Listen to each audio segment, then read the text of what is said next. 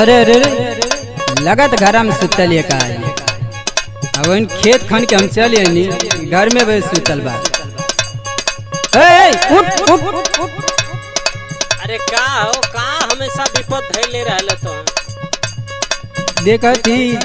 10 बज गया तो के काम धाम करे चाहिए सुतल हैं आ सुती ना तो का करी। हाँ तारे बीमारी धैले रहले हरदम सुतल रहले। बीमारी ना धैले है सुती ना तो का करी बतावा। सुन सुनावा। तोड़े लू दिन भर खटिया करे के न काम हो तोड़े लू दिन भर खटिया करे के न काम हो तोड़े लू दिन भर खटिया करे के न काम हो तोड़े लू दिन भर खटिया 8 बजे ले लू तू खटिए पे करवाटिया तोड़े लू दिन भर खटिया करे के न काम हो तोड़े लू दिन भर खटिया करे के न काम हो तोड़े लू दिन भर खटिया करे के न काम हो तोड़े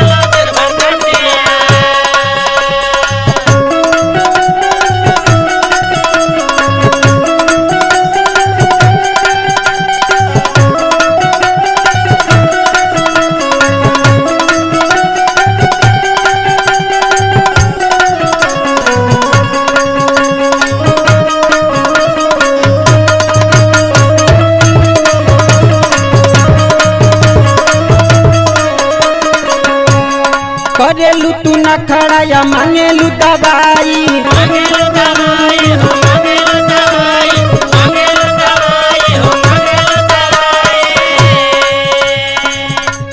करेलू न काम तू चिल्लालू माई माई चिल्लालू माई माई चिल्लालू माई माई चिल्लालू माई माई चिल्लालू माई माई तोहरे ही पीछे हम का भैनी बदनाम हो तोड़ेलू दिन भर खटिया करेलू न काम हो तोड़ेलू दिन भर खटिया करेलू न काम हो तोड़ेलू दिन भर खटिया करेलू न काम हो तोड़ेलू दिन भर खटिया।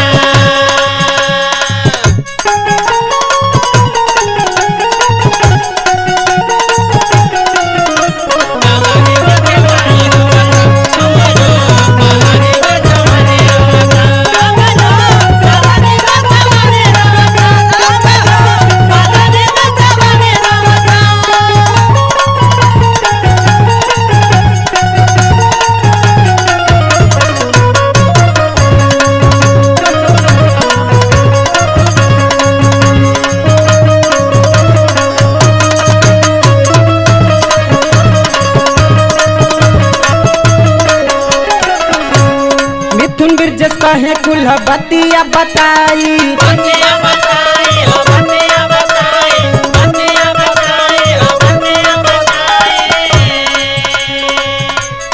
8 बजे टूटे ले तोहरी ओंघाई तोहरी ओंघाई हो तोहरी ओंघाई तोहरी ओंघाई हो तोहरी ओंघाई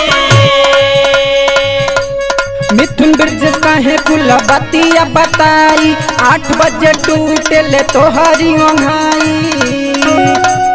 घरवा से बाहर लगेला तोहे घाम हो तोड़ेलू दिन भर खटिया करेलू न काम हो तोड़ेलू दिन भर खटिया।